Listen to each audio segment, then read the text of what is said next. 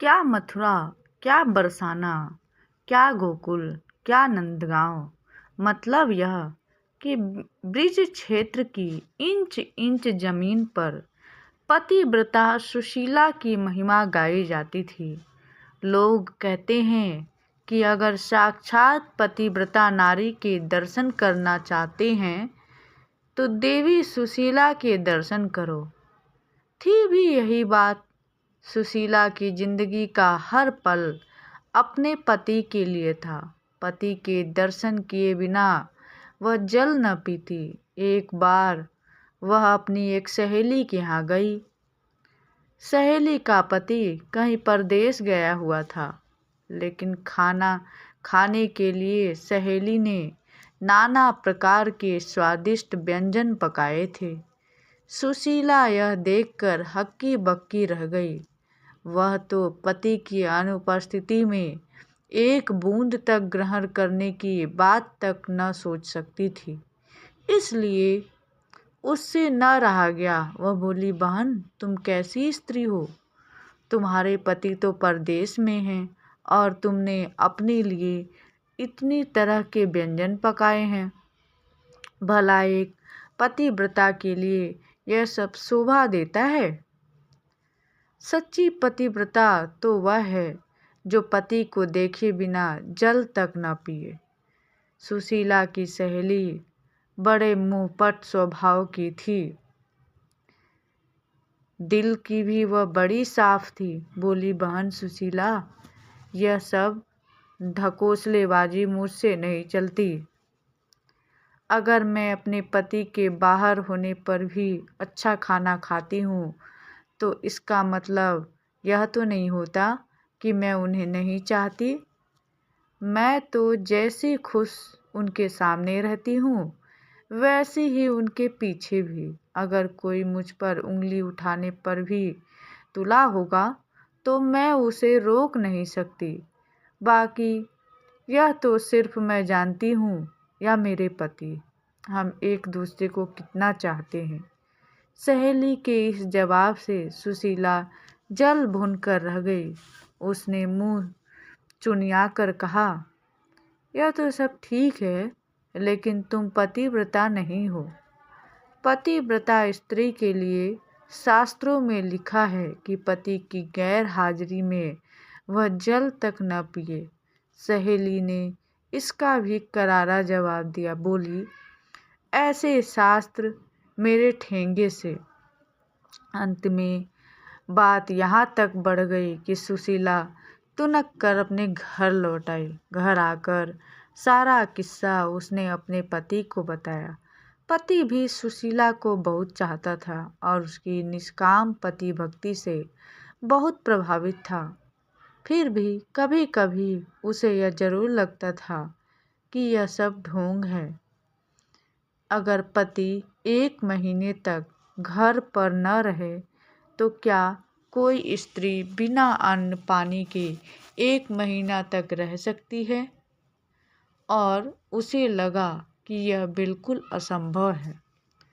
अगर कोई जिद्दी स्त्री इस बात पर अड़ ही जाए तो जीवित नहीं बच सकती। यह सोचकर पति ने सुशीला की परीक्षा लेने का विचार बनाया। कई दिनों तक वह तरह तरह से सुशीला को कसौटी पर कसता रहा, लेकिन सुशीला हर बार खड़ी उतरती। कभी वह स्नान देर से करता तो कभी खेत से दोपहर ढले लौटता।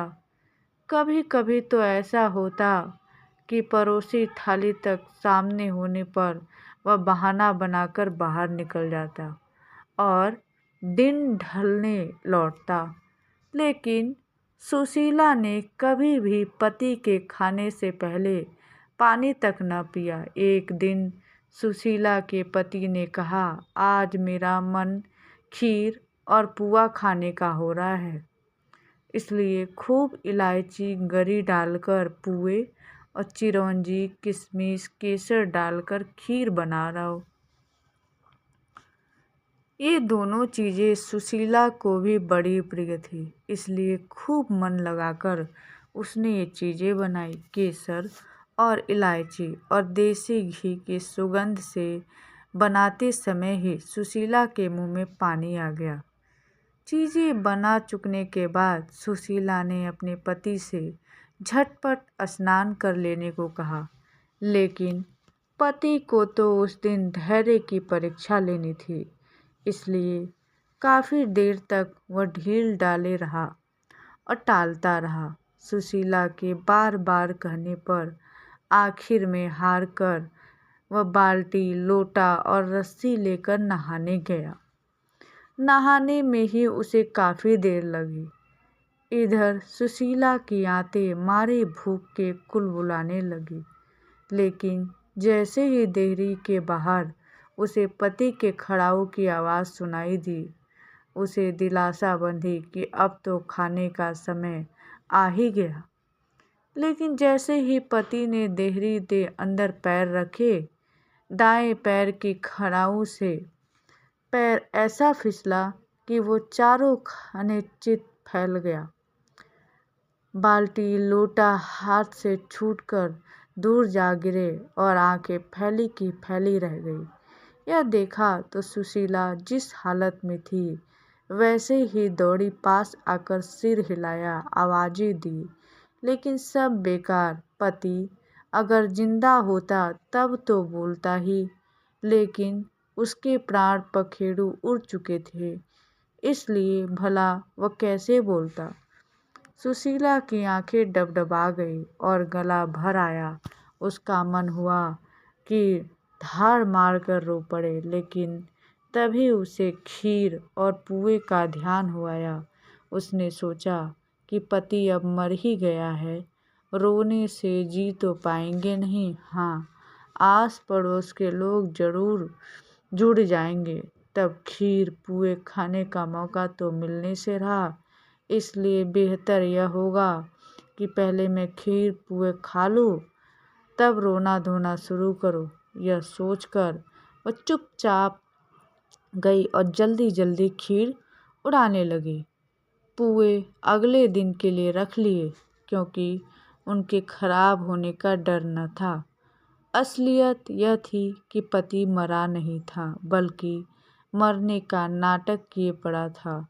इसलिए अपनी पत्नी की यह सारी हरकत वह देखता रहा। जब सुशीला खीर खूब जी भर कर खा चुकी तो झटपट मुँह धोया और लंबा सा घूंघट निकालकर पति के पास गई और सीने से चिपट कर रोने लगी।